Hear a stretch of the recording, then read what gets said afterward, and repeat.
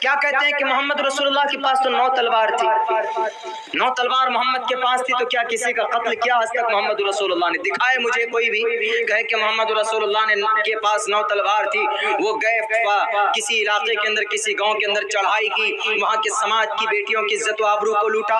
محمد رسول اللہ نے ایسا نہیں کیا۔ چنگیز خان کی تاریخ اٹھا کر دیکھ لی جائے، ہلاکو خان کی تاریخ اٹھا کر دیکھ لی جائے، پوری دنیا کے اندر بلکہ یہ نظام ہے، ان الملوک اذا دخلوا قریة افسدوها، جب کوئی بادشاہ کسی ملک میں داخل ہوتا ہے، جب کوئی بادشاہ کسی علاقے کے اندر داخل ہوتا ہے تو وہاں مار کاٹ دھار کرتا ہے، اور ہندوستان کے اندر بھی ایسا ہوا ہے، گجرات کے اندر بھی ایسا ہوا ہے، 3200 انسانوں کو گاجر مولی کے طرح کاٹا گیا ہے، اور آج بھی کشمیر کے وادی کے اندر ایسا ہو رہا ہے، انسانیت کا گلا گھوٹا گیا، 370 ہٹا دیا گیا۔ اچھی بات ہے، آپ ترقی دینا چاہتے ہیں، کشمیر کو دیجئے، ترقی دیجئے، and I am agree with you and I accept every Indian person accepted and that point سب کو منظور ہے کہ کشمیر کیوں ملک ہندوستان کی تمام راجوں کو ترقی ملے، ترقی دیجئے، آگے بڑھے، ہم بھی یہی چاہتے ہیں، ہماری قربانی بھی اگر شامل ہو جائے ترقی دینے میں تو ہم پیچھے نہیں ہٹیں گے۔ لیکن ہم ایک بات کہنا چاہتے ہیں ان غداروں سے، بھوشیانتی یوگشیانتی چھیتریہ لوک کنٹکا ارتکچرو لبدھا شمانا ہنکار درپتا، نہتھے لوگوں کے اوپر اتیاچار کرو گے، کشمیر کے اوپر صرف وہاں کی سماج کی بہو بیٹیوں کی عزت لوٹو گے، صرف اس بنیاد پر کہ یہ کلمہ پڑھنے والے ہیں، اور کچھ لوگ تو یہ کہنے لگے آج کیا کہ جوانوں تیار ہو جاؤ، کشمیر کے اندر مسلم عورتیں، مسلم سماج کی بہنیں تمہاری انتظار کر رہی، اب جاؤ کشمیر میں زمین خریدو اور وہاں کی بہو بیٹی کے ساتھ عیش کرو، رنگ رلیاں مناؤ، ایشور تم کو کبھی معاف نہیں کرے گا، ایشور کبھی تم کو اس پاپ سے نکلنے نہیں دے گا، بلکہ نرک کے اندر چلے جاؤ گے۔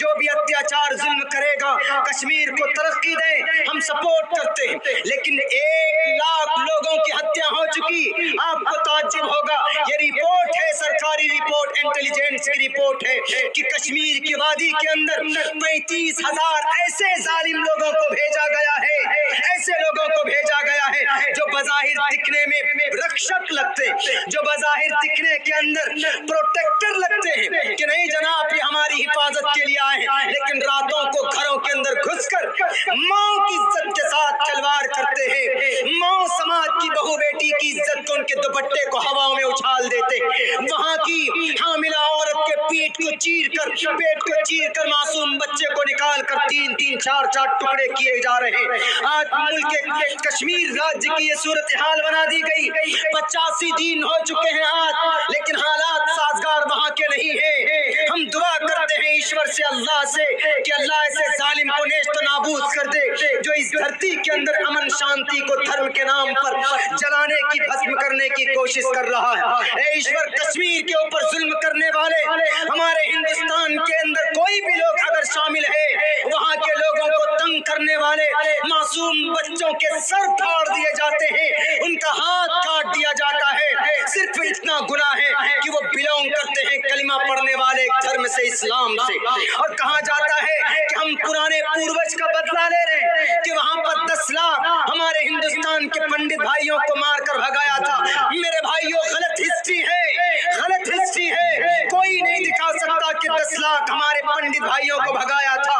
آپ کو تاریخ یاد ہونی چاہیے، پچھلے سال ایک یاترا کے اندر ایک بس کے اوپر اٹیک ہوا تھا، ہندو بھائی یاترا کے اندر جا رہے تھے، کشمیر کی گھاٹی کے اندر اس بس کا ڈرائیور اپنی جان پر کھیل کر، اس کے بازوؤں کے اندر گولی لگی تھی، اس کے کن پٹی پر بھی گولی لگی تھی، اس کا نام محمد سلیم تھا، اور پورے بس کے اندر ہندو بھائی بیٹھے ہوئے تھے، اور کشمیر کی گھاٹی کے اندر اپنے جان پر کھیل کر ان ہندو بھائیوں کو بچایا تھا۔ بھی 1 سال پہلے کی بات ہے، یہ تاریخ ان کو معلوم نہیں، پتہ نہیں 10 سال پرانی کب کی بات ہے، اس کا کوئی ثبوت، کوئی پروف نہیں ہے۔ اس بیس پر، اس آدھار پر کشمیر کے اندر اگر آپ کسی کی ہتیا کرتے ہیں تو شرم کی بات ہے، ڈوب مرنے کی بات ہے۔ ہندوستان ایسے طاقتور نہیں ہوگا کسی راجیہ کے انسان کو دھرم کے نام پر مارو، ہندوستان ایسے آگے نہیں بڑھے گا کسی راجیہ کے اندر مندر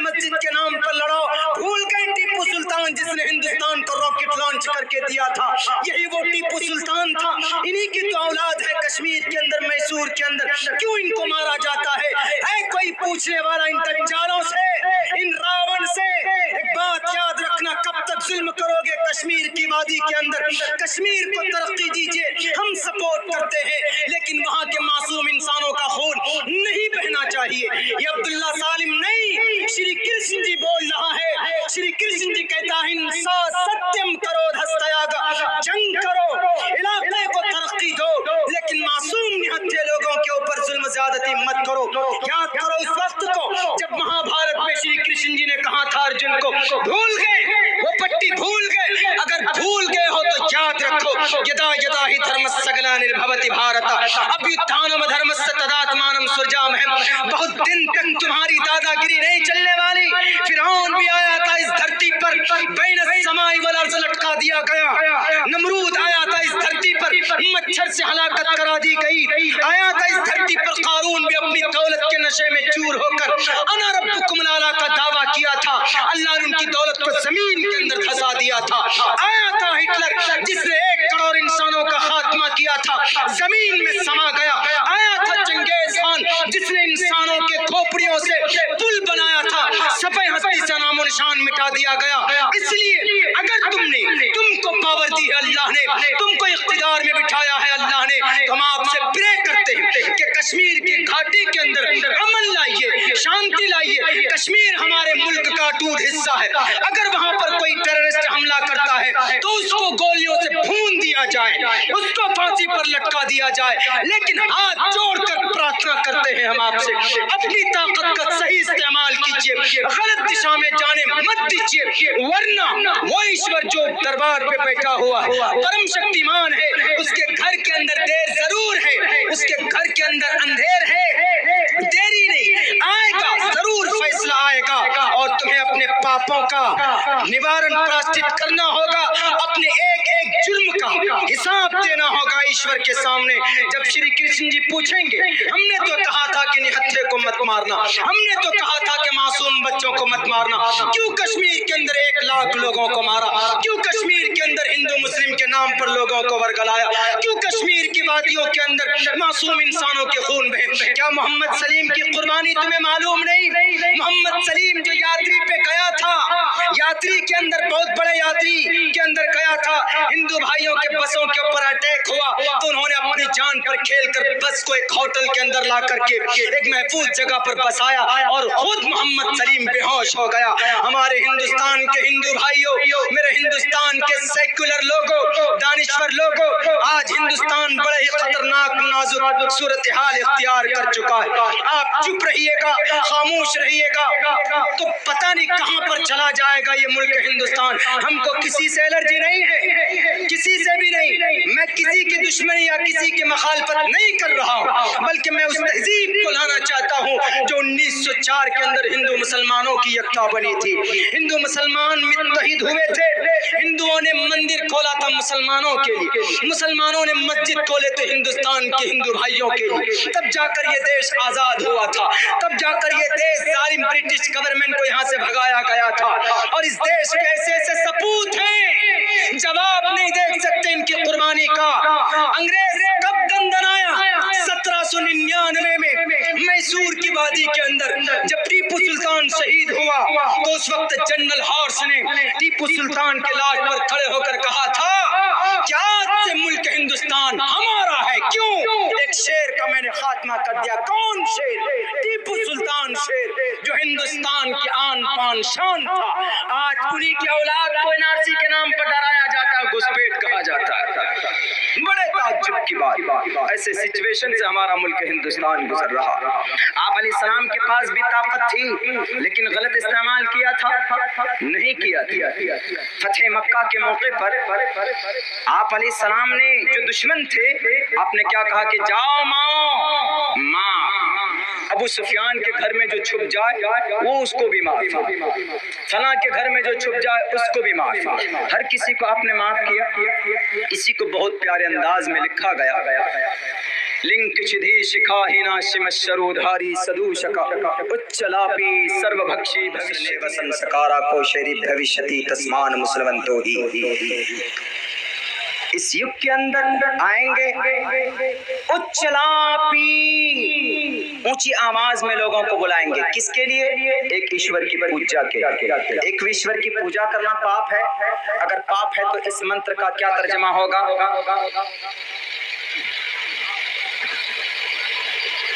सईश एक एक विरदेक एवं स्मयो विक्षवीडियामाचिदन यद शिखन सत्यारिशन यद शिखन यद सारी प्रजाओं उस एक परमात्मा की पूजा करें। मोहम्मद ने यही तो बताया था। मोहम्मद ने क्या कहा था कि प्रे करो, अल्लाह को एक मानो, अल्लाह के सामने अपने सर को झुकाओ। आपको ताज्जुब होगा मेरे हिंदुस्तान के हिंदू भाइयों, श्री रामचंद्र जी के पास जब हनुमान जी आए, तशरीफ लाए कि रामचंद्र जी मर्यादा पुरुषोत्तम, हम ईश्वर की भक्ति कैसे करें? उन्होंने क्या कहा? पथमादारका जीवा दियोदियन मुजियति तृतीयानन कोंडला कार्य चतुर्थर देव चंद्र का पंचम बिंदु संयुक्ता। क्या कहा कि हनुमान डरने की जरूरत नहीं है, घबराओ मत, don't worry and I will explain you in front of you and you have to very carefully listen. मैं जो कह रहा हूँ तुम्हें गौर से सुनना होगा। उन्होंने कहा बताइए, कहा पतमादार का जीवा। मोहम्मद ने क्या कहा था कि नमाज पढ़ो। मोहम्मद ने क्या कहा था कि एक अल्लाह के सामने सर को झुकाओ। लेकिन उन्होंने भी, श्री रामचंद्र जी भी किससे कहा? हनुमान जी से। हनुमान जी कौन थे? अब चलिए श्री रामचंद्र जी हनुमान जी की बात आगे तो बता दो। सीता का वनवास हुआ था कि नहीं? सीता श्री रामचंद्र जी की वाइफ अहलिया, सीता मैया श्री रामचंद्र जी की अहलिया बेगम, इनसे 2 बच्चे पैदा हुए श्री रामचंद्र जी के। और श्री रामचंद्र जी का वनवास हुआ था, उन्होंने वनवास लिया था, सीता ने वनवास नहीं लिया था। लेकिन रामायण है, 3 नंबर का जो रामायण है उसमें लिखा गया है कि सीता ये खुद रावण की एक बेटी थी, उसमें लिखा, लेकिन वो ऑथेंटिक नहीं। ऑथेंटिक ये है दूसरे राजा की बेटी थी। श्री रामचंद्र जी का विवाह हुआ जब ये वनवास काट रहे थे। जब ये वनवास, अब श्री रामचंद्र जी ने वनवास क्यों काटा? वनवास इसलिए काटा था कि जब श्री रामचंद्र जी और इनके बड़े भाई भरत, शत्रुघ्न, श्री लक्ष्मण जी 4 भाई थे, तो श्री रामचंद्र जी की अम्मा का नाम कौशल्या, सुमित्रा, कई। तो जो कई थी, बहुत से लोग कनकई बोलते हैं, कई। तो कई का जो बेटा था शत्रुघ्न, तो इन्होंने राजा दशरथ से कहा कि बड़े बेटे को ताज दीजिएगा, इनका युवराज आविष्कार हो, इनको हुकूमत मिलनी चाहिए, राम को नहीं। श्री रामचंद्र जी ज्यादा समझदार थे, मर्यादा पुरुषोत्तम थे, तो उन्होंने कहा कि अच्छा, अगर हम राम को नहीं दें, शत्रुघ्न को देंगे तो राम को क्या करें? उन्होंने कहा कि आप तो पिता महादेव हैं, पिता परमेश्वर हैं, आप जो बात कहेंगे राम मानेगा। तो श्री रामचंद्र जी से श्री राजा दशरथ जी ने कहा कि बेटे तुम जाओ वनवास काटने के लिए। तो ये निकले, इनके साथ इनका जो भाई था, सौतेला भाई श्री लक्ष्मण जी, ये 7 हो गए। ये वनवास में गए, 14 साल तक वनवास में रहे। इसी बीच में शत्रुघ्न या भरत ने भी हुकूमत की मुल्क हिंदुस्तान में, जिनके नाम पर भारत पड़ा है, ये उन्हीं के नाम पर है, भरत के नाम पर ये भारत नाम पड़ा हिंदुस्तान का। वरना इसका एक नाम आर्यावर्त भी है। हिंदुस्तान का एक नाम आर्यावर्त और हिंदुस्तान का एक नाम अजम्बूद्वीप, वर्षावरत। लेकिन इंडियन कॉन्स्टिट्यूशन के अंदर 2 नाम है, इंडिया शैल बी भारत, 2 नाम है संविधान में, भारत और India, and it will be united of some state. Hindustan के संविधान में लिखा, इसके 2 नाम है, भारत और इंडिया, ये नाम संविधान में। लेकिन आर्यावर्त इसलिए बोलते हैं कि ईरान से जो लोग आए थे उनकी वजह से इसका नाम आर्यावर्त। अजम्बूद्वीप भी इनका नाम पड़ा है, और भी बहुत सारे नाम।